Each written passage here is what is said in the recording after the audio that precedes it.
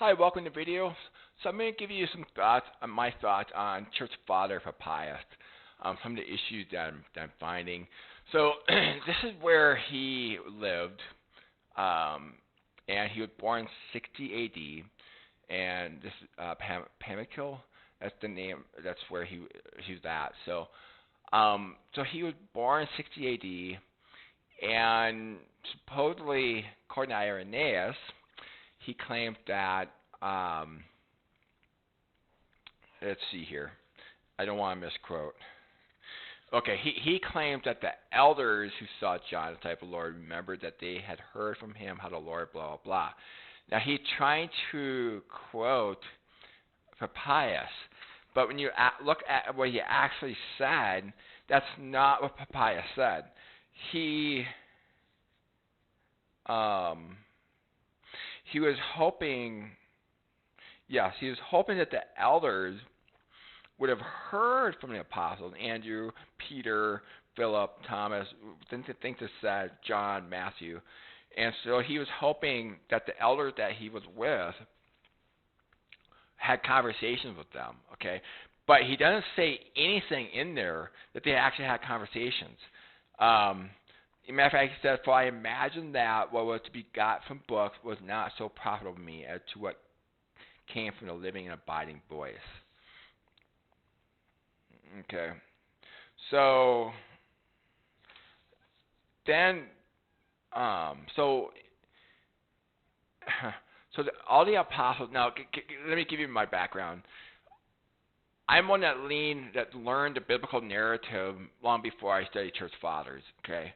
And so I am not susceptible to taking something that a church father has said that could be potentially be false and treating it as a cornerstone of truth, and that creates a plank in my eye which obstructs the truth in the Bible, whatnot. It's very common today where people believe something that's true that's false, and then it creates a plank in the eye, and they can't see what the Bible clearly is trying to say, and not only that, but they superimpose into the Bible what's not there.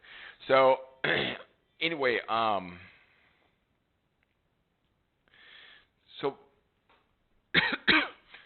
the 12 apostles, they judged the 12 tribes of Israel, and putting all this together, the timeline, and taking Josephus' writings and other people's writings, the first-hand eyewitnesses. I don't go by third-hand or whatever. I go by first-hand eyewitnesses. And so I build a timeline with that. And I pay attention to chronology of Scripture, the timing key of Scripture, the audience relevant Scripture, the grammar of Scripture, and the setting of Scriptures. And when that all works together nicely, you're getting the biblical narrative, and along with paying attention to the original language. Okay, so none of the apostles would have been walking on the earth after 73 A.D. Remember, Jesus said the house would be left desolate. What is he referring to? He's referring to the Jews along the line of Jacob who were 100% Jew by blood. All right, that was the house of Israel. They were gone after before 73 A.D. was over. All right, September 22nd was their last day. Okay, John 6:44. Okay, they were raised up. So, yeah, so anything written about the apostles, John or Peter or whatever, being alive after that year, it's all fabrication. All right? So learning the biblical narrative first and putting all this together, doing exhaustive studies, years of study, now I can see, oh, okay, that person's making things up, fabricating things, okay? So anyway, so Papias didn't say a word about what he had heard from the elders. So Irenaeus comes along, he just makes this up. It's in 1745. Okay, the book that I'm reading from, this is the book that I'm reading from, okay? So Papias is back down here, okay? So he towards the end of the book. So 1745, this is on page 141, Irenaeus just makes up the story. He goes, oh yeah, as the elders who saw John, the disciple of the Lord, remember that they had heard from him how the Lord taught regarding those times, and said, the days will come in which vines shall grow, having totally fabricated, totally made up. And he goes on, and he did this. He is the kind of guy. In the corporate world, people will say or do anything to move up the corporate ladder. Irenaeus is totally that guy. Totally, absolutely, 100% that guy. All right. This guy spent his whole life trying to gather as much material and then figure out ways how he can exalt himself, move up the ladder in the church, and that's how I think he got to the top. All right. I've also made a video on what he said about Polycarp. Oh yeah, he knew John, but yet when you read Polycarp's writing, not a word. Same thing with Ignatius, not a word. Okay. But anyway, so at the time that John was at Patmos receiving the apocalyptic vision for the book of Apocalypse, which we now call Book of Revelation, I believe it's around March of 20 to 26 of 66 AD. That was the time where there's a lot of reasons why he come up with dates, okay? That's when he would see the vision, okay? That's when I believe he did, around that time anyway. The sign of the Son of Man in the sky occurred 2 months later, May 2nd of 66 AD, okay? Josephus documented it. So when Jesus said, I'm coming quickly, we're talking 2 months, less than 2 months, okay? He meant what he said. He said quickly. So John, so he distributes, copy to each of the 7 churches, and these were Jews. Keep in mind, John was an apostle to the Jews, not to the Gentiles. Okay. Anytime you think in your mind John's writing to Gentiles, you have fallen for the trap for a false narrative. That is absolutely false. He's an apostle to the Jews only. Only Paul was an apostle to Gentiles. So he's kind of writing back and forth, a mixture between Jews and Gentiles. At that time, when he was writing, the Jews were a light unto the Gentiles, as prophesied in Isaiah in a few places. So that was what's going on during that, all the way up until the destruction of the temple. All right, they were being a light unto the Gentiles. And so anyway, so he would have distributed it quickly, and then he would have been quickly trying to get down to Jerusalem to write his 3 epistles, 1st, 2nd, and 3rd John. You compare the time indicators, Book of Revelation, these things start to take place. The time is near. I am coming quickly. Okay, so there's a little bit of a sense of urgency. But then in 1st John, he said it is the last hour. Even greater sense of urgency. So he would have written that afterwards. So after he distributed this, he would have had it over. So at this time, Papias was 6 years old. Okay, would he have been interested in theology at that point? Probably not.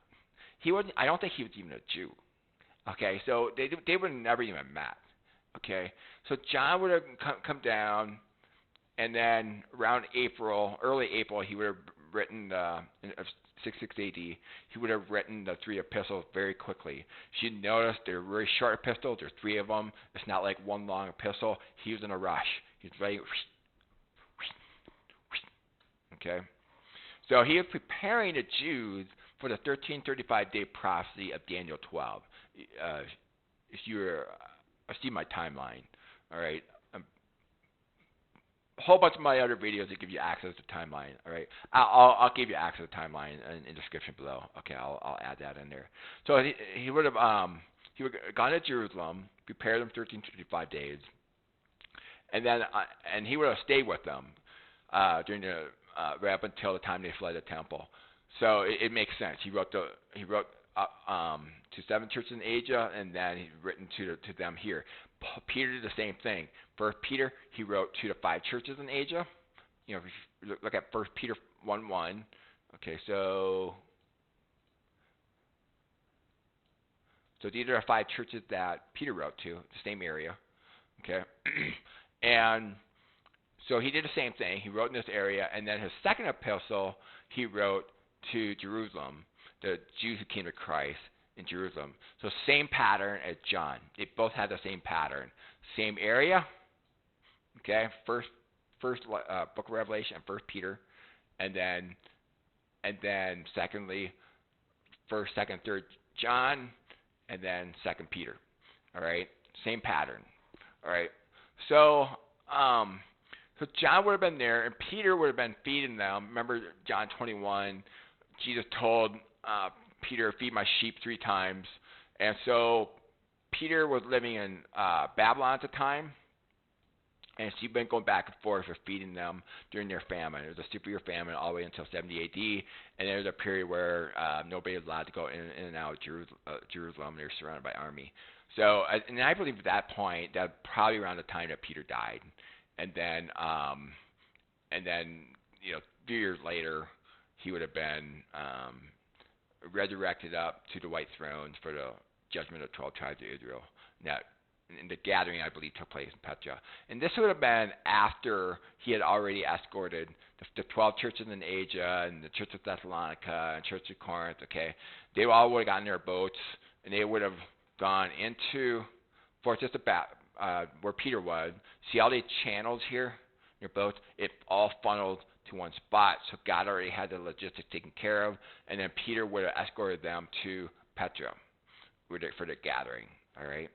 That's my belief, piecing all this together. So anyway, getting back to Papias, he so the judgment 12 tribes of Israel would have been 73 A.D. This time Papias would have been 13 years old, and so when he writes in his first fragment about he was hoping that the elder would have heard from the 12 apostles. I can see him being 13 years of age or older when the apostles are gone. Okay, so that definitely fit the timeline. All right, so that's very believable. I have no reason to doubt that's true. But I have every reason to doubt this Irenaeus guy, Church Father Irenaeus. This guy is he just makes stuff up.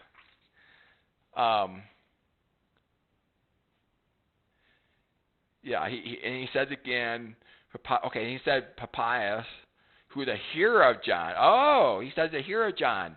He did it again. He just made stuff up. Nothing Papias said that he heard from John. And again, John would have been dead, gone with the Lord, judging 12 tribes of Israel, when Papias was 13 years old. And keep in mind, John would have been here the whole time, those 7 years, from 66 to 73 A.D., all right? And they're going through a severe famine at the time. So I don't see any reason why Papias would have gone there. And he makes nothing in his writing suggests this.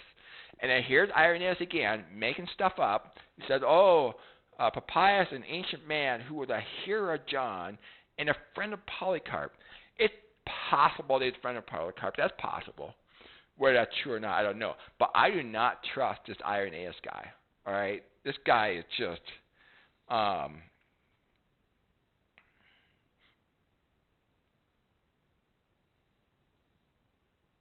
yeah, okay, even the person admitted, okay, in 1745, number 1745, whoever wrote this acknowledges that there's no evidence, amount to nothing as evidence. So even they actually see it. Most people can't see the problem with Irenaeus, the church father Irenaeus. This guy had no credibility. So anyway, yeah, and then I guess lastly I'm just going to say, I think in terms of Papias' view of eschatology, based on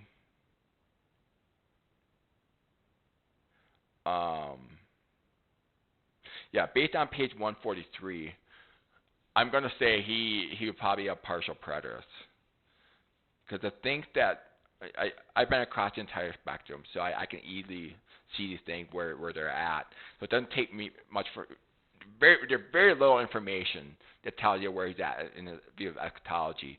But because I'm familiar in the entire spectrum, I've been across the entire spectrum, I could pick up on it pretty easily where they're at. So he was a partial preterist. So and then he doesn't really say much of anything else. It just but anyway, so that's it for Father Papias, and it's just another example of Irenaeus just jumping in there, just making stuff up to self-exalt himself, to make himself. That's how he moved up the ladder. He reached to the top. He became a bishop, and again, when I look at all the stuff that I've gathered and reading and it just this guy is just he's totally that guy who in the corporate world will say anything and do anything to move up the corporate ladder within the church. And it's unfortunate that too many people build their theology off this guy, and I just don't recommend that at all. You have to form your own conclusion. So, anyway, so those are just some of my thoughts. And anyway, hope you find the information valuable, and hope you have an interest in studying church fathers and in terms of their credibility.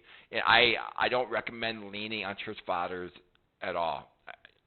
Read what they say, but don't lean on them for sources of truth.